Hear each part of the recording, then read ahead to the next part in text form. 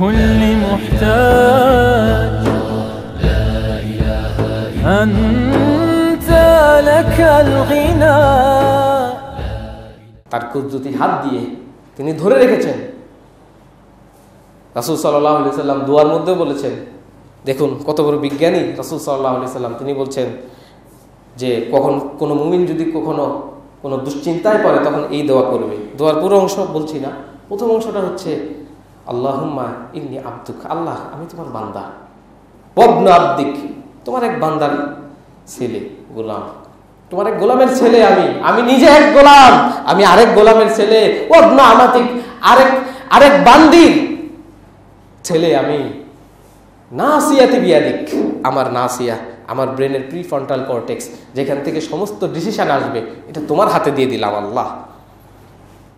আমাদের আজকে সবার দায়িত্ব সমস্যার সমাধান এই ব্রেনের সামনের অংশ দিয়ে আমরা যদি করতে চাই, এই ব্রেনকে যদি ব্যবহার করতে চাই, আমাদের উচিত এই ব্রেনটা সর্বপ্রথম আল্লাহর হাতে দিয়ে দেওয়া, ঠিক কিনা? আল্লাহ তুমি চালাও। এটা যদি চালাতে চান তাহলে আপনার কাছে যেই ম্যাটেরিয়ালস আছে, আপনার কাছে যেই বিদ্যা আছে, আপনার কাছে পৃথিবীর সমস্ত বিদ্যা থাকতে পারে, আপনার সবচেয়ে বড় জ্ঞানী হতে পারেন, কোনো কিছুই করতে পারবেন না যদি আল্লাহর কোরআনের আশ্রয় না নেন। 1400 বছর আগে যেখানে আল্লাহ কোরআনে এই নাসিয়া সম্পর্কে বললেন যে তার নাসিয়া এই জায়গাটাই হচ্ছে পাপিষ্ট, পাপাচারী, তাহলে বোঝা যায় একজন ক্রিমিনাল। আপনার ইন্টারনেটে দেখাচ্ছে যে এই প্রিফ্রন্টাল কর্টেক্সের ছবি এমআরআই করার পরে দেখাচ্ছে যে এখানকার অঞ্চল অন্ধকার, সেসব ক্রিমিনালদের, সিরিয়াল কিলার যারা মানুষ হত্যা করে, হত্যার পর হত্যা চালিয়ে যায়, সেসব ক্রিমিনালদের এই প্রিফ্রন্টাল কর্টেক্স কালো, অন্ধকার। আপনার এখন লাইট ডিটেক্টিং মেশিন আছে, লাইট ডিটেক্টিং মেশিন আপনার সারা শরীরে বিভিন্ন নার্ভ এন্ডিংগুলোতে বিভিন্ন পয়েন্টে আপনার যন্ত্রাংশ লাগিয়ে কম্পিউটারের সাথে কানেক্ট করে দিবে। যাই হোক, তো যেটা বলছিলাম যে আমাদের এই ব্রেনের অগ্রভাগটাই মূলত দায়ী কোনো ভালো বা মন্দ ডিসিশন নেওয়ার ক্ষেত্রে। যাই হোক, এজন্য আমাদের নাসিয়া আল্লাহর কাছে সুবর্দ করতে হয়। বলছিলাম যে আল কোরআন, তার প্রত্যেকটা শব্দ, প্রত্যেকটা অক্ষর যদি আপনি বিশ্লেষণ করেন দেখবেন যে কি এক সুন্দর সুন্দর এক মণিমুক্তার সাগর। আপনাকে কোরআন গবেষণা করতে হবে, কোরআন গবেষণা করা ফরজ। সূরাতুন আনজালনাহা ওয়া ফারাদনাহা, সূরা নূর নাযিল করে বলছেন যে সূরা নূরের ভিতরে সামাজিক প্রায় 40টির বেশি বিধান, সেই সূরা নাজিল করে আল্লাহ বলছেন সূরাতুন আনজালনাহা, এই সূরাকে আমি নাজিল করেছি, ওয়া ফারাদনাহা, একে আমি ফরজ করেছি। ফরজ, আল কোরআন বোঝা ফরজ, মানা ফরজ। আল কোরআন পড়াটা নফল কোনো বিষয় না, এটা কোনো নফল জিনিস না, এটা ফরজ। প্রত্যেক মুসলিম যার চোখ আছে, যার কান আছে, যে সুস্থ, আল কোরআন তার জন্য অবশ্যই ফরজ, কোনো সন্দেহ নেই। আপনার কাজ কি, আমার কাজ কি? দুনিয়াতে আসছি চাকরি করার জন্য, ব্যবসা করার জন্য না। চাকরি, ব্যবসা, পড়ালেখা সব কিছু আল্লাহর ইবাদতটা যাতে ঠিক থাকে ওই জন্য আমরা করি। আপনি যদি না খান সকালে, তাহলে আপনি মসজিদে পানি আসতে পারবেন না, বিছানায় পড়ে থাকবেন। আপনি খাবেন কি জন্য? এটা আল্লাহর ইবাদতটা করতে পারেন। ওয়া খালাকতুল জিন্না ওয়াল ইনসা, আমি মানুষ এবং জিনকে অন্য কোনো কারণে সৃষ্টি করিনি, ইল্লা লিয়াবুদুন, শুধুমাত্র সে আমার ইবাদত করবে। আপনি খাবেন আল্লাহর জন্য, চাকরি করবেন সেটাও আল্লাহর জন্য। যে কিছু উপার্জন না থাকলে আপনি কিভাবে আল্লাহর ইবাদত করবেন? আপনার আল্লাহর ইবাদত যাতে ঠিক থাকে এই জন্য আপনার চাকরি। এখন হায় হায় কি বান্দার আমরা সবাই, ভাই আমি তো নামাজ পড়তে পারি না। কেন ভাই? আমার তো অফিস থাকে, অফিসে তো নামাজ পড়া যায় না। হায় হায় ভাই আমি তো ভাত খেতে পারি না। কেন ভাই? মরিচ নাই। আহারে, তো মরিচ কি ফরজ নাকি? তোমার ভাত খাওয়াটা ফরজ, ইবাদত হলে ফরজ। তুমি চাকরি করো ইবাদত করার জন্য। যাই হোক, আমরা আল্লাহর ইবাদত থেকে দূরে, কারণ ওই যে কোরআন বুঝি না। যে কোরআনের পাতায় পাতায় যদি দেখতাম যে আল্লাহ বলতেছে যে কোরআনটা গবেষণা করো, কোরআনটা পড়ো, আফালা তাকিলুন, তারা কি চিন্তা করে না, তারা কি চিন্তা করে না, তারা কি ভাবে না, তারা কি দেখে না, আফালা ইয়ানজুরুন, তারা কি দেখে না, তারা কি ভাবে না। ভাবনেওয়ালা জাতি, চিন্তা করা জাতি, তাদের চলাফেরা, তাদের কথাবার্তা ভিন্ন হবে। কথা যখন বলবে বিজ্ঞরচিত ভঙ্গিতে কথা বলবে, প্রত্যেকটা কথা যেন মনে হবে যে হ্যাঁ সে বলছে তার বিবেক, বুদ্ধি এবং তার যে অর্জিত জ্ঞান সব কিছুকে মিশ্রণ করে সে যেন এক একটি কথা বলছে। আজকে আমাদের জাতীয় সেই সব ব্যক্তিরা কোথায় থাকবে, কেমনি, কিভাবে আসবে? কথা কখন আসে, ভালো কোনো কথা কখন আসে? আপনারা দেখবেন জাস্ট সামান্য একটা জিনিস হলো ওমরের সামনে রাদিয়াল্লাহু তাআলা আনহু, তিনি দাঁড়িয়ে বক্তব্য দিয়ে ফেললেন। এমন বক্তব্য দিলেন, পৃথিবীতে এইরকম জাতীয় নেতার ভাষণ আপনি দ্বিতীয়টি পাবেন না। কি সাংঘাতিক তীক্ষ্ণ মেধার অধিকারী ছিলেন তারা। কেন হয়েছিলেন? হ্যাঁ, কারণ আছে। আসমানি গ্রন্থ আল কোরআন এবং নবী সাল্লাল্লাহু আলাইহি ওয়াসাল্লামের যেই জ্ঞান তিনি শিখিয়েছেন, এটাকে অ্যাপ্লাই করার এই জ্ঞান যখন তারা ভিতরে ধারণ করেছেন, এই মানুষগুলি বিশ্বের সবচেয়ে বড় ইন্টেলেকচুয়াল হয়ে গিয়েছিলেন। সুবহানাল্লাহ। যখন সাহাবীদেরকে বিভিন্ন জায়গায় পাঠাতেন, রাসূল সাল্লাল্লাহু আলাইহি ওয়াসাল্লামের মৃত্যুর পরে যখন সাহাবীরা বিভিন্ন জায়গায় অশ্বারোহী হয়ে, লিডার হয়ে বিভিন্ন জাতি গোত্রে ঢুকতেন, তখন তারা, আমরা তো হাতে অস্ত্র পেলে, ক্ষমতা পেলে কি না করি, তাদের হাতে তো অস্ত্র ছিল, তাদের হাতে অস্ত্র থাকাটা বৈধ ছিল, তারা রাষ্ট্রের মালিক ছিলেন। কিন্তু তারা কি বলতেন মানুষকে গিয়ে? জিনা লিনুখরিজাল ইবাদ, আমরা এসেছি যাতে আমরা বান্দাদেরকে বের করে আনতে পারি। জিনা লিনুখরিজাল ইবাদ মিন ইবাদাতিল ইবাদ, বান্দার গোলামি থেকে ইলা ইবাদাতিল্লাহি ওয়াহদা, যাতে আমরা মানুষকে বের করে আনতে পারি বান্দার গোলামি থেকে আল্লাহর গোলামির দিকে। আল্লাহু আকবার। কি বড় মিশনওয়ালা লোক ছিলেন সাহাবারা। মিশনটা কোথা থেকে পেলেন? আল কোরআনের এই সুন্দর জ্ঞানগুলো থেকে। প্রত্যেকটি আয়াত এক একটি বিশ্বকোষ। রাসূলুল্লাহ সাল্লাল্লাহু আলাইহি সাল্লাম এক আয়াত নিয়ে সারা রাত কাটিয়ে দিলেন। তিনি চোখ দিয়ে পানি পড়ছে তার একটি আয়াত নিয়ে। কবে এরকম রাত গেল মুসলমানদের? একটা আয়াত, দুইটা আয়াত, বা একটা সূরাই হোক না, একটা সূরা দিয়ে সারা রাত কাটালাম, একটা সূরা নিয়ে চিন্তা গবেষণা করলাম। এখন অনেকে শুরু করছেন আলহামদুলিল্লাহ কোরআন পড়া, কোরআন বোঝা। কিন্তু বলেন যে ভাই আমি তো বুঝি না এত কিছু। বুঝবেন কেমনি? আপনাকে তো ডুবুরি হতে হবে, আপনাকে ডুব দিতে হবে। সাগরের নিচে অনেক মণিমুক্তা থাকে না? কিন্তু যে উপরে সাঁতার কাটে সে কি জানে মণিমুক্তা কি আছে? জানবে না। তো কোরআন গবেষক হতে হলে আপনার সর্বপ্রথম ডুব দেওয়ার যে সেটিংসটা লাগে, ওই সেটিংসগুলি নেওয়ার কাজ আপনাকে সর্বপ্রথম শুরু করতে হবে। ওই সেটিংসের কাজ, সর্বপ্রথম কাজ হচ্ছে আল কোরআন সঠিকভাবে পড়তে শেখা, 1 নাম্বার। মাখরাজ, হরফ, এগুলির উচ্চারণ ঠিক মতো করা। দ্বিতীয় হচ্ছে আল কোরআন বুঝতে শেখা। আল কোরআন বুঝার জন্য যা যা করা লাগে সব করতে হবে। জীবনটাই আল কোরআনের জন্য। ইন্নাল্লাহা ইয়ারফাউ বিহাযাল কিতাবি আকওয়ামান, আল্লাহ এই কিতাব দিয়ে অনেক জাতিকে সুউচ্চ মর্যাদায় আল্লাহ অধিষ্ঠিত করেন। ওয়া ইয়াদাউ বিহি আখরিন, আর অন্য অনেক জাতিকে, অনেক লোককে আল্লাহ নিচ থেকে নিচে নামিয়ে দেন এই কোরআন দ্বারা। ইউদিল্লু বিহি কাসীরা ওয়া ইয়াহদি বিহি কাসীরা, ইউদিল্লু বিহি কাসীরা, অনেক মানুষকে বিভ্রান্ত করে দেন এই কোরআন দিয়ে। ওয়া ইয়াহদি বিহি কাসীরা, এবং হেদায়েত দেন এই কোরআন দিয়ে অনেক মানুষকে আল্লাহ। এই কোরআন তো আপনাকে ডুবুরির এই সেট পড়তে হলে সর্বপ্রথম আপনাকে কোরআন সহিভাবে পড়ার এই উদ্যোগ নিতে হবে। আলহামদুলিল্লাহ আমাদের মসজিদে কিন্তু আছে। দ্বিতীয় যে উদ্যোগ আপনাকে নিতে হবে সেটা হচ্ছে যে কোরআনের কোন ভালো অনুবাদটা আছে বাজারে গিয়ে আমি দেখব, হ্যাঁ এই অনুবাদটা বাংলা অনুবাদ হোক, ইংরেজি অনুবাদ হোক, বাস আপনি বোঝা শুরু করবেন। এটা দ্বিতীয় পদক্ষেপ যে আল কোরআনে আমি কি পড়ি, আল্লাহ কি বলছে। আল্লাহ তো তার ভাষায় বলেছে, কারণ আমি আমার ভাষায় বুঝবো যে আল কোরআনে আল্লাহ কি বলেছে। যেহেতু বোঝাটা ফরজ, প্রত্যেকটা আয়াত জানা ফরজ, বুঝা ফরজ, এর ব্যাখ্যা জানা ফরজ। বাজারে যাবেন যে ভাই আমাকে একটা ভালো অনুবাদ দেন, 2-3টা অনুবাদ দেখে দেখবেন যে কোনটার বাংলাটা ভালো, কিনবেন।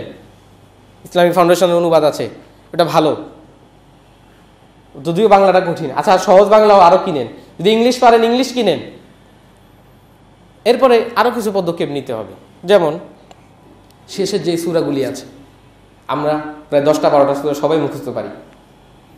এই সূরাগুলি শব্দে শব্দে মুখস্থ করে ফেলবেন।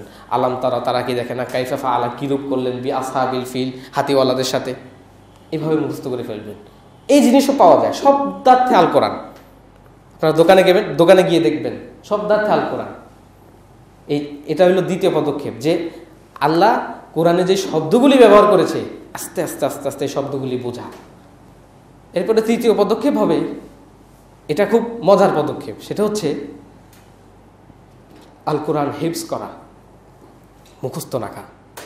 আল্লাহর এই গ্রন্থ, মহাগ্রন্থ, যারা এই গ্রন্থ তাদের শরীরের ভিতরে রাখে খুব সুস্থ থাকে আলহামদুলিল্লাহ। সায়েন্টিফিক রিসার্চ দ্বারা প্রমাণিত যে যারা কোরআন পাঠ করে একটি ইলেকট্রোম্যাগনেটিক ওয়েভ তাদের সারা শরীরটাকে ঘিরে রাখে, সারা শরীরটাকে ঘিরে রাখে, এবং মুমিনদের অন্তরে কোনো পয়জন ঢুকে না। কিছু পয়জন আছে যেটা ইলেকট্রোম্যাগনেটিক ওয়েভ দ্বারাই আপনাকে আক্রান্ত করবে। যেমন উনি একটা খারাপ চিন্তা করতেছে, সেটা আমার হার্টকে আক্রান্ত করবে। উনি আরেকটা খারাপ চিন্তা করতেছে, সেই জিনিসও আমার হার্টকে আক্রান্ত করবে, কারণ ওনার হার্ট যে ওয়েভগুলি পাম্প করে সেই ওয়েভগুলি আবার অ্যাকসেপ্ট করতে পারে আমার হার্ট, কারণ হার্টের মধ্যে একটি ব্রেন আছে, 40,000 নিউরন বিশিষ্ট একটি ব্রেন। মাথায় যে নিউরন থাকে সেই রকম একটি ব্রেন হার্টের ভিতরে থাকে। যাই হোক, তো যেমন সুখের অনুভূতি এইভাবে ইলেকট্রোম্যাগনেটিক ওয়েভ দ্বারা এটি হয়, কি বলে, পাম্পিং হয়, এবং আশেপাশের মানুষরা এই ওয়েভগুলি পায়। যেমন কেউ যদি দান করে, কেউ যদি কোনো ভালো কাজ করে, সাথে সাথে যেই ব্যক্তিকে দান করা হলো তার ভিতরে অন্তরে যেই খুশি, সেই খুশির ওয়েভগুলি, ইলেকট্রোম্যাগনেটিক ওয়েভগুলি দাতার অন্তরে প্রায় 800-1000 মিটারের ভিতরে যদি থাকে, সেই দাতার অন্তরে এই ওয়েভগুলি এসে পৌঁছায়, দাতা সুবহানাল্লাহ খুশি হয়ে যায়। এটা সায়েন্স, লেটেস্ট, অনেক ডাক্তাররাও জানে না, I am sorry to say. হয়তোবা আমরা আপনাদেরকে ওয়াজের সুরে বলি, কিন্তু এই জিনিসগুলো আমাদের পড়া আছে। এবং ওয়াজের সুরে বলার কারণ হলো, ভাই অনেক রকমের লোক আছে এখানে, টেকনিক্যাল টার্মস ইচ্ছে করে আমি ব্যবহার করি না। অনেকে মনে করতে পারেন যে আমরা মানে এই জিনিসগুলোই হয়তোবা আমি বলি, কিন্তু আমরা ভিতরের জিনিস জানি না। না, অবশ্যই জানি। আমি কোনো সময় ইচ্ছাকৃতভাবে টেকনিক্যাল টার্মস ব্যবহার করি না। এটা আমি সাধারণত মনে করি যে সমস্ত মানুষ বুঝুক, এটাই দরকার, তাই না? যাই হোক, বিস্তারিত জানতে চাইলে ইন্টারনেটে ঘাটবেন। তো যাই হোক, এই জন্য ইন্নাল আবরার লাফি নাঈম, নিশ্চয়ই আবরার যারা ভালো, যারা ভালোর প্রতি যাদের রব্বা আছে, ভালোর প্রতি যারা মানে ভালোর প্রতি যারা এগিয়ে যায়, লাফি নাঈম, তারা শান্তিতে আছে, আনন্দে আছে, মজার মধ্যে আছে। দেখবেন যেসব মায়েরা প্রায় 8 জন 9 জন 10 জন সন্তান দিয়েছেন, আলহামদুলিল্লাহ আমার দেখা মতে খুব সুস্থ, সুবহানাল্লাহ, এটা আল্লাহর কুদরত। এই যে ভালো, রাসূলুল্লাহ সাল্লাল্লাহু আলাইহি সাল্লাম বলছেন, তোমরা সন্তান নেও, ফাইন্নী মুবাহিনুম বিকুম, আমি তোমাদেরকে নিয়ে কিয়ামতের দিন গর্ব করব, ইয়াউমাল কিয়ামা, তোমাদেরকে নিয়ে আমি গর্ব করব। তোমাদের তাকাসারু, তোমরা বৃদ্ধি করো নিজেদেরকে, ইনক্রিজ করো, ইনক্রিজ ইয়োরসেলফ ইন আওলাদ, সন্তান দিয়ে তোমরা নিজেদেরকে বাড়াও, উম্মাকে শক্তিশালী করো, তোমাদেরকে নিয়ে আমি গর্ব করব। আজকে রাসূলের গর্ব যদি আমরা হতে পারি, সুবহানাল্লাহ, কত সুখের বিষয়। যেসব মারা বেশি সন্তান দেন কত সুখী। আমার দাদু যিনি আলহামদুলিল্লাহ 9 সন্তানের তিনি মাতা, সুবহানাল্লাহ, আজকেও সেই নিচতলা থেকে 3 তলা উঠে যান। কিন্তু আজকালকার মেয়েদের কি হলো, হায় হায়, একটা সন্তান দিয়ে আর পারে না। যাই হোক, না, তারপরেও আগেকার মানুষটা বেশি সুস্থ ছিল, ভালো খেত। আজকে আমরা জহরাল ফাসাদু ফিল বাররি ওয়াল বাহর বিমা কাসাবাত আইদিন নাস, জলে এবং স্থলে যত ফিতনা, যত ফাসাদ, বিমা কাসাবাত আইদিন নাস, এগুলি সব মানুষের হাতের কামাই। যেটা বলছিলাম, আমেরিকাতে এক গবেষণায় একদল মানুষকে কিছু টাকা দিল, টাকা দিয়ে বলল যে তোমরা এই টাকাটা রাখো, $5 করে, $10 করে। তারা কি করলো, কেউ কেউ টাকাটি নিজে কিছু খেলো, বাকিটা দান করে দিল, আর কেউ কেউ পুরোটাই খেয়ে ফেললো। এখন সবার ব্রেন স্ক্যানিং করে সবাই অনুভূতি জিজ্ঞেস করে করে দেখতেছে। হ্যাঁ, যে কিছু খেয়েছে আর বাকিটা দান করে দিয়েছে বলছে খুব ভালো লাগছে, খুব ভালো লাগতেছে, তার ব্রেন স্ক্যানিং বলতেছে পজিটিভ, তার সেলগুলি আনন্দ বোধ করতেছে। আর যে সব খেয়ে ফেলছে ভাই কোনো অনুভূতি নেই। এজন্য হাসাদ, হিংসা, এই রাসূল সাল্লাল্লাহু আলাইহি ওয়াসাল্লাম বলেছে যে হিংসা মানুষকে ধ্বংস করে। হিংসা আপনাকেও ধ্বংস করবে, আপনার আশেপাশে যারা থাকবে তাদেরকেও ধ্বংস করবে। কামা ইয়াকুলুন নারু ফিল হাতাব, যেভাবে ঘাস, শুকনা ঘাস আস্তে করে আগুন জ্বালিয়ে দিলে ঘাস ভস্ম করে ফেলে, হিংসা মানুষকে এইভাবে ধ্বংস করে ফেলে। আজকে আমরা পরের উন্নতি দেখতে পারি না। আমার বাসার পাশেই যে, তারই তো উন্নতি আমি দেখতে পারতেছি না। সে একটা গাড়ি কিনলে আমার চোখ বড় হয়ে যায়। হ্যাঁ, কবে সে একটা কিনছে করলা জি, তাহলে আমার একটা অবশ্যই প্রিমিয় কিনা লাগবে, যদি না কিনি তাহলে তো আমার মান টিকলো না। এই হাসাদ, এই হিংসা, এগুলি শুধু মনের ভিতরে থাকে না, এই জিনিস আপনার ওয়াইফকে আক্রান্ত করবে, আপনার সন্তানকে আক্রান্ত করবে, আপনার পুরো চারিপাশে যারা যারা আছে আপনার হার্ট থেকে এই জিনিসগুলি পাম্প হয়ে সবাইকে আক্রান্ত করবে। এবং এই ধরনের লোকের পাশে থাকাও একটা ফিতনা হয়ে যাবে, যারা এই হাসাদ, হিংসা, বিদ্বেষ মনের ভিতর লালন করে। আর যদি আপনি একজন দানশীল ব্যক্তি হন, সত্যবাদী একজন ব্যক্তি হন, আপনার ব্রেন, আপনার হার্ট, আপনার সারা শরীরের ইমিউন সিস্টেম সুস্থ থাকবে, পজিটিভ রে আপনার ভিতর থেকে বের হবে, পজিটিভ ম্যাগনেটিক রেগুলি বের হয়ে আপনি সুস্থ থাকবেন, আপনার স্ত্রী সুস্থ থাকবে, আপনার সন্তান সুস্থ থাকবে, তারা একটা পজিটিভ এনভায়রনমেন্টে বড় হবে। দেখুন রাসূল সাল্লাল্লাহু আলাইহি সাল্লামের টেকনিক, বর্তমান বিজ্ঞান।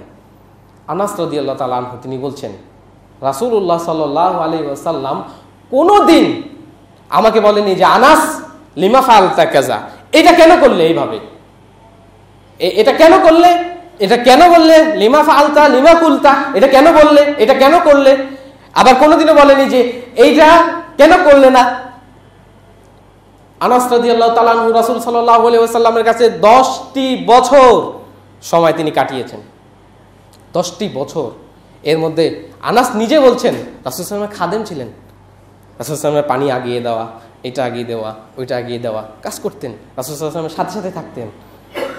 রাসূল সাল্লাল্লাহু আলাইহি ওয়াসাল্লামের সাথে থেকে কত বড় বিজ্ঞ একজন ব্যক্তি হয়েছিলেন আনাস রাদিয়াল্লাহু তাআলা আনহু। তিনি বলছেন যে রাসূল সাল্লাল্লাহু আলাইহি ওয়াসাল্লাম কোনোদিন আমাকে এই কথা বলেনি।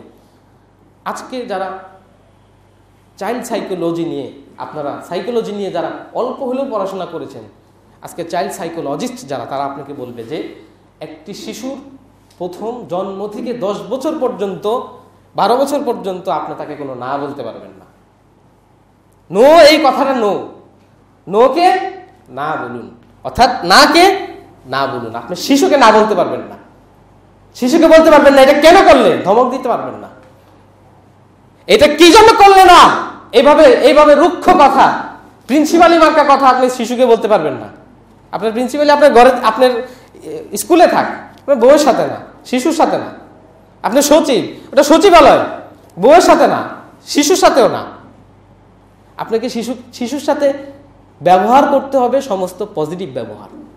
যেমন রাসূল সাল্লাল্লাহু আলাইহি ওয়াসাল্লাম কোনোদিনও বলেনি যে কেন করলে না। আনাস রাদিয়াল্লাহু আনহু ছোট বাচ্চা হিসেবে ভুল শুদ্ধ সব করছেন না, ভুল শুদ্ধ সহ সবই করেছেন, কিন্তু রাসূল সাল্লাল্লাহু আলাইহি ওয়াসাল্লামের ইন্সপাইরেশনটা কি ছিল, যে যদি এইভাবে করতে আরো ভালো হতো। শিশুদেরকে এভাবে, তাদের মনোবৃত্তিকে এভাবে তৈরি করুন যে যদি তুমি এই কাজটা এইভাবে করতে আরো সুন্দর হতো। বললো যে আব্বা এই খেলনাটা আমার খুব দরকার, এটা না হলে এই হবে সেই হবে, এটা আমার দরকার। তখন আপনি শিশুকে বুঝান যে এই মুহূর্তে কেন এই খেলনাটা ওর জন্য দরকার নেই। যে তোমার বাবা তো, তোমার তো ওই যে ওই 3টা খেলনা আছে, আসো ওই 3টা দিয়ে খেলি আমরা। আস্তে আস্তে ওকে ভুলিয়ে দেন যে তোমার ওই খেলনা দরকার নেই, কিন্তু সরাসরি বলবেন যে না তোমাকে খেলনা দিব না। তাহলে কি হবে, প্রথম 10 থেকে 12 বছর যদি ওকে নো নো নো নো বলতে থাকেন, ওর ব্রেনের ভিতরে এই যে নেগেটিভ একটা ইম্প্যাক্ট সারা ব্রেনে পড়ে থাকবে, ও নিজেই একটা নেগেটিভের বিষ বাষ্প হয়ে থাকবে। তাহলে এই আগামী ভবিষ্যতের এই সন্তান এক নেগেটিভ মাইন্ডেড এক ছেলে, যেটা বাস্তবতা আপনারা জানেন। আমরা চাই যে সমাজটা ভালো হোক, আমরা চাই সমাজটাকে চেঞ্জ করতে।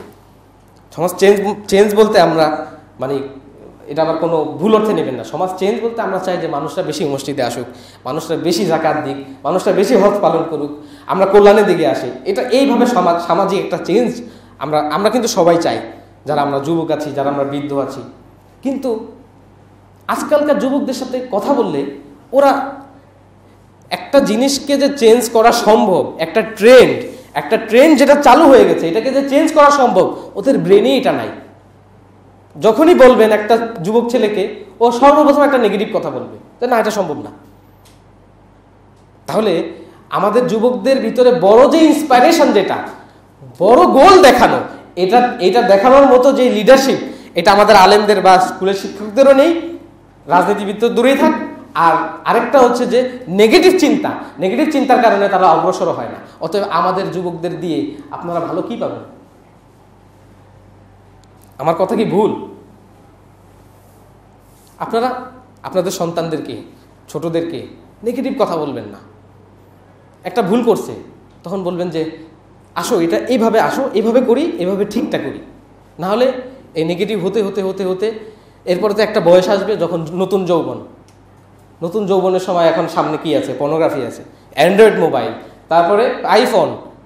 এখন আপনার সন্তান যখন দেখবে যে তার সমস্ত বন্ধুরাই এই অ্যান্ড্রয়েড নিয়ে ব্যস্ত, পর্নোগ্রাফি নিয়ে ব্যস্ত, হ্যাঁ, যখন দেখবে যে ক্লাসের ভিতরে ব্রেক টাইমে 7-8জন ছেলে তারা একসাথে মিলে পর্নোগ্রাফি দেখে, অবাস্তব কিছু না, দেখে, তখন সে এই জিনিসের ভিতরে ঢুকবে।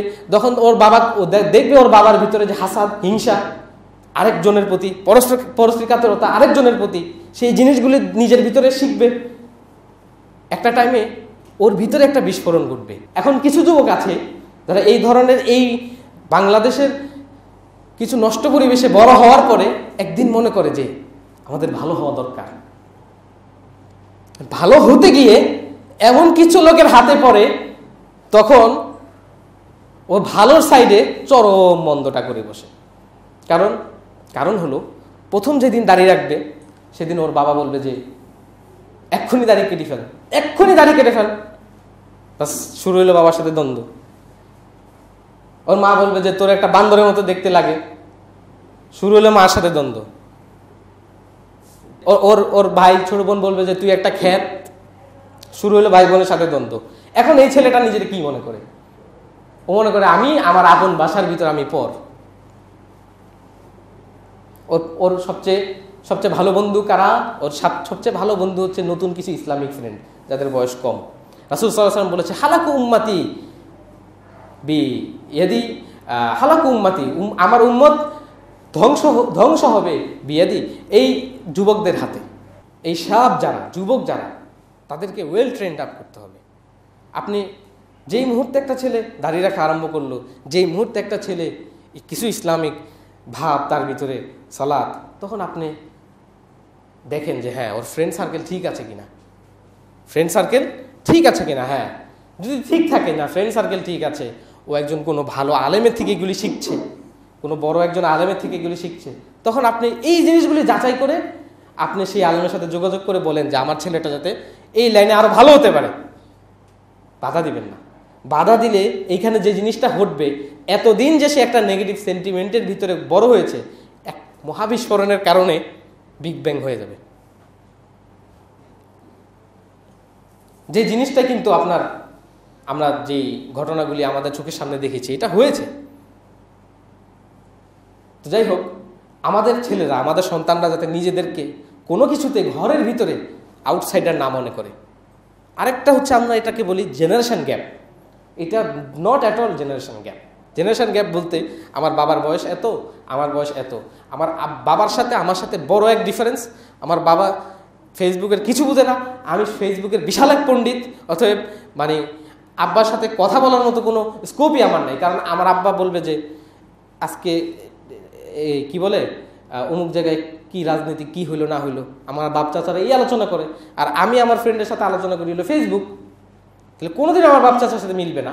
আসলে এটা জেনারেশন গ্যাপ না, এটা হচ্ছে কমিউনিকেশন গ্যাপ। বাবা এবং সন্তানের মধ্যে কমিউনিকেশন গ্যাপ তৈরি হওয়ার কারণে বাবা এবং সন্তানের মধ্যে একটি ফারাক তৈরি হয়ে গিয়েছে। মা এবং সন্তানের মধ্যে একটি ফারাক তৈরি হয়ে গেছে। আপনারা সবাই জানবেন যে আগেকার মেয়েরা সমস্ত কথা মাদেরকে এসে বলতো, স্কুলে কি হয়েছে সব এসে মায়ের কাছে এসে বলতো। এখন বলে না, এখন সব কথা বান্ধবীর সাথে বলে, আর নাহলে বয়ফ্রেন্ডের সাথে বলে। কথা তো তাকে কাউকে না কারোর সাথে শেয়ার করতে হবে। ওর যে মন, এই মনটাকে উজাড় করে এই কথাগুলি বলতে দিতে হবে। এখন বাবাও মাও সবাই এমন ব্যস্ত, বাবা আসছে তার কাজে, মা গেছে তার কাজে, দুজনই কি বলে, কেউ একজন স্কুলের প্রিন্সিপাল, আরেকজন স্কুলের টিচার, নাহলে দুজনই সচিব। কি হচ্ছে, সন্তানগুলি বড় হচ্ছে বুয়ার কাছে, কাজের লোকের কাছে। ফলশ্রুতিতে এই সন্তানটা, এটা আমার আপনার সন্তানের কথাই আমি বলছি, বাংলাদেশের নর্মাল পরিস্থিতির কথাই বলছি, অ্যাবনর্মাল কোনো পরিস্থিতি নাই বলি। এই সন্তানগুলি ঘরে বসে বসে টম এন্ড জেরি দেখে। আপনি যদি ভায়োলেন্স, মারামারি কাটাকাটির মধ্যে যদি অভ্যস্ত না থাকেন, যদি কোনো সন্তান এরকম মারামারি কাটাকাটি, এরকম বিজ্ঞ লোক, সে যদি সামনে টম এন্ড জেরি নিয়ে বসে, সে অস্থির হয়ে যাবে। ওরে বাবা, এখান থেকে এটা পড়লো, টমরে এমনি মারলো, হ্যাঁ, তারপরে টম জেরিরে এমন পিটান দিল, জেরি এই আকাশে চলে গেছে, আকাশ থেকে দাম করে মাটিতে পড়লো। এই যে এই অ্যাকশানগুলো শিশু মনের ভিতরে আস্তে আস্তে আস্তে আস্তে ভায়োলেন্স তৈরি করে। আপনার ভায়োলেন্স কিন্তু শুধু আপনার জঙ্গিবাদ না, সারা বাংলাদেশে প্রত্যেক দিন 30 জন 40 জন মারা যায় না ভায়োলেন্সে। রান্দা কুড়াল, এই সেই, অমুকের ভাইরে মারছে, তমুকের সম্পত্তির গন্ডগোলে ওর চাচারে মারি ফেলছে, আছে না? এই ভায়োলেন্স কেন, এত ভায়োলেন্স কেন? ছোটবেলা থেকে তো ভায়োলেন্সের উপরে সে বড় হচ্ছে, ভায়োলেন্স দেখতে দেখতে সে বড় হচ্ছে। এজন্য শেখ হামজা ইউসুফ, আমেরিকার একজন দায়ী, তিনি বলেছিলেন যে Disney is an evil empire. এটি একটি মন্দের জগৎ। ডিজনি যে কার্টুনগুলি, প্রত্যেকটি কার্টুনের মধ্যে দেখবেন যে ওই কার্টুনটা ওর আবার একটা প্রেমিক, যে ভিলেন ওরও আবার একটা প্রেমিক আছে। সুবহানাল্লাহ। এখন আরো কঠিন বিষয় হচ্ছে যে কার্টুনের ভিতরে এখন হোমোসেক্সুয়ালিটি শেখানো হচ্ছে, কার্টুনের ভিতরে এখন আপনার কি বলে এটাকে বাংলায় সমকামিতা শেখানো হচ্ছে, এবং স্কুলের সিলেবাসে আস্তে আস্তে এগুলো অ্যাড করা হচ্ছে। যেমন আপনার কানাডাতে আছে মাই টু ড্যাডস, আমার দুই পিতা। হায় একজনের দুই পিতা কেমনে হয়?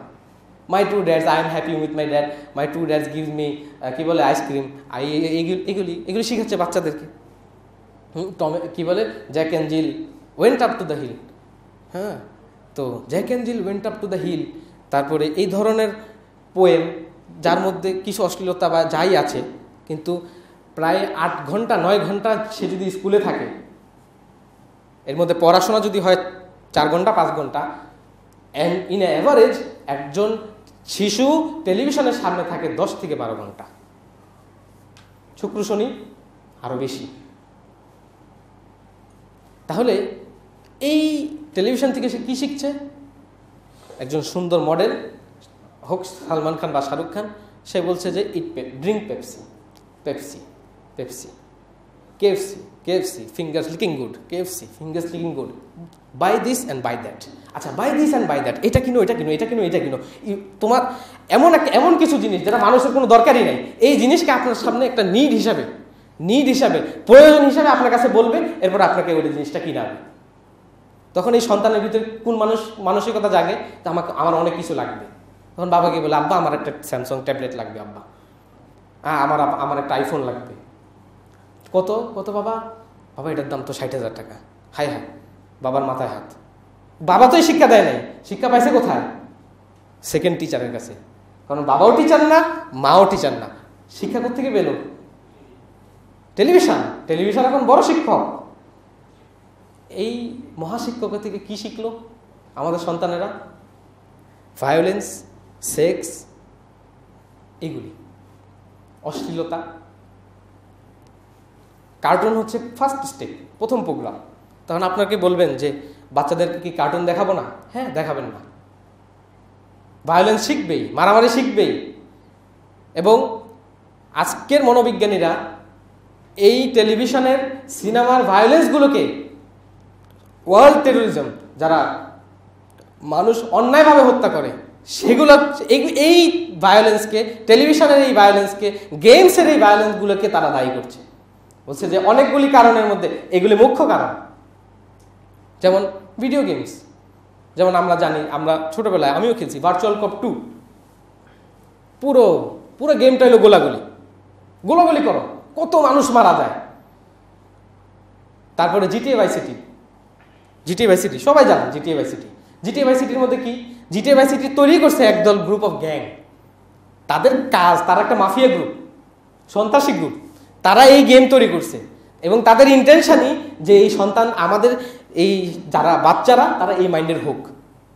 ইন্টেনশন ছিল এটা জিটিএ ভাইস সিটি তৈরি করার পিছনে। জিটিএ ভাইস সিটি তো আরো মারাত্মক, সাংঘাতিক অবস্থা এটার ভিতরে।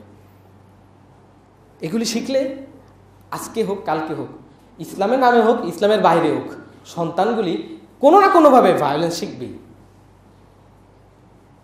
জঙ্গিবাদী তো শুধু একজন দাঁড়িয়ালা হুজুর বোম ফাটালো এটা তো জঙ্গিবাদী না, আরো যে শত শত খুন হয় ওগুলো কি জঙ্গিবাদী না?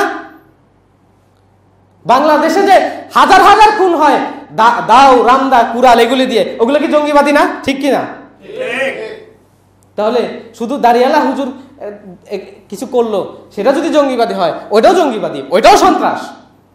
কোন সন্ত্রাস তো ইসলামের প্রশ্রয় দেয় না। মান কতালা নাফসান বিগাইরি নাফসিন আও ফাসাদিন ফিল আরদি, কে কোন আত্মাকে হত্যা করলো, কোন জমিনে কোনো ফাসাদ, এমন কোন ফাসাদ সৃষ্টি করছে অথবা আরেকজনকে মেরে ফেলছে, এই দুই কারণ ছাড়া, যেটা ইসলামিক কি বলে রাষ্ট্রপ্রধান তাকে হত্যা করতে পারে, এরকম কোন কারণ ছাড়া, ফাকা আন্নামা কতালান নাস জামিয়া, সে যেন পুরো মানব জাতিকে হত্যা করে ফেললো। একজন নিরীহ মানুষকে যদি মারা হয়, সাহাবী একজন নিরীহ মানুষকে মেরেছিলেন যুদ্ধের সময়, লা ইলাহা ইল্লাল্লাহ পড়ার পরেও রাসূল সাল্লাল্লাহু আলাইহি সাল্লাম কিভাবে তাকে ভর্ৎসনা করলেন, বলছে যে তুমি কি অন্তর ফেটে দেখেছো? কত কত মহাপাপ। যত হত্যা হবে কাবিল তার এক অংশ নেবে, লিআন্নাহু আউয়ালু মান সান্নাল কতালা, কারণ সে সর্বপ্রথম হত্যা এই মানব জাতিকে দেখিয়েছিল, সর্বপ্রথম হত্যা ও শিখিয়েছিল। প্রিয় ভাইরা, কারণ আপনারা কি আপনাদের সন্তানদেরকে এই হত্যা, ভায়োলেন্স এগুলি শিখে বড় হয়ে এরকম হোক, এটা চান আপনারা? চান কিনা? আমরা চাই যে আমাদের সন্তানরা ভালো হোক, শাহজালালের মতো হোক, আমাদের সন্তানরা বড় বড় স্কলারের মতো হোক, আমাদের সন্তানরা এই দেশের জাতীয় কর্ণধার হোক এবং এই দেশকে এগিয়ে নিয়ে যাক। সন্ত্রাস মানুষকে পিছিয়ে নেয়। এসব কর্মকাণ্ডের কারণে আমরা জাতীয়ভাবে অনেক পিছিয়ে গিয়েছি।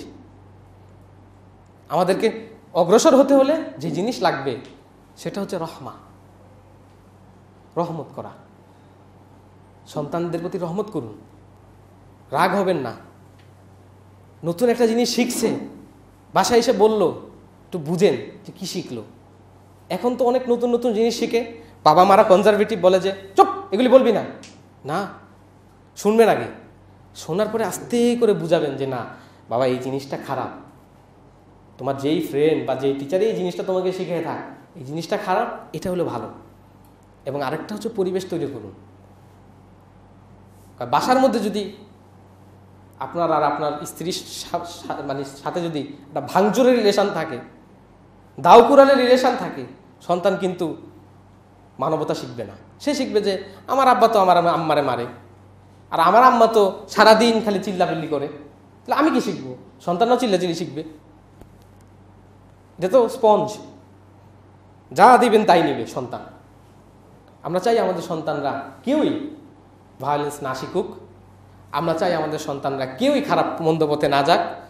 আমরা চাই আমাদের সন্তানরা এমন কিছু লোক হোক যারা জাতিকে দিক নির্দেশনা দিতে পারবে ইনশাআল্লাহ। সেই জন্য তাদেরকে সেই রকম পরিবেশ তৈরি করুন। আল কোরআনের দিকে আসুন, ইসলামের দিকে আসুন, হাদিসের দিকে আসুন।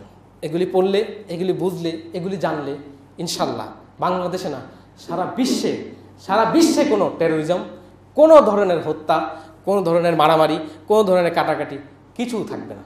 যখন ইমাম মাহাদিরা আসবে, ইমাম ঈসা আলাইহিস সালামরা আসবে, সেই সময়কার ইসলাম সম্পর্কে রাসূলুল্লাহ সাল্লাল্লাহু আলাইহি ওয়াসাল্লাম বলছেন ওয়ায়ুহলিকুল্লাহু ফি জামানিহি মিলালাকুল্লাহা, সেই সময় সমস্ত মতবাদ সব কিছুকে আল্লাহ ছড়িয়ে দিবেন, থাকবে শুধু ইসলাম। এমন শান্তি থাকবে যে একটা ডালিম গাছের ছায়ায় 10-12 জন লোক বসবে। সুবহানাল্লাহ। সাপেরা আক্রমণ বন্ধ করে দিবে, যে ভালো সময়, আক্রমণ বন্ধ, নো অ্যাকশন। তো সেই সময়টা আসতে কিছুদিন আমাদের বেগ পোহাতে হবে, অনেক ফিতনা ফাসাদ হবে, যেটা রাসূল সাল্লাল্লাহু আলাইহি ওয়াসাল্লাম বলেছেন, কিন্তু আমাদেরকে ধৈর্য ধরতে হবে। সবর, ধৈর্য সবচেয়ে বড় ওষুধ, সবচেয়ে বড় ট্যাবলেট এই টাইমের জন্য। আল্লাহ আমাদেরকে ধৈর্য ধরা তৌফিক দান করুক। আল্লাহ আমাদের সন্তানদেরকে ভালো হওয়ার তৌফিক দান করুক। আল্লাহ আমাদেরকে ইসলামিক লাইফের দিকে চলে আসার তৌফিক দান করুক। আকুলু কাউলি হাযা ওয়াস্তাগফিরুল্লাহি ওয়া লাকুম ওয়া লিসাইল মুসলিমিন ইন্নাহু হুয়াল গফুরুর রহিম।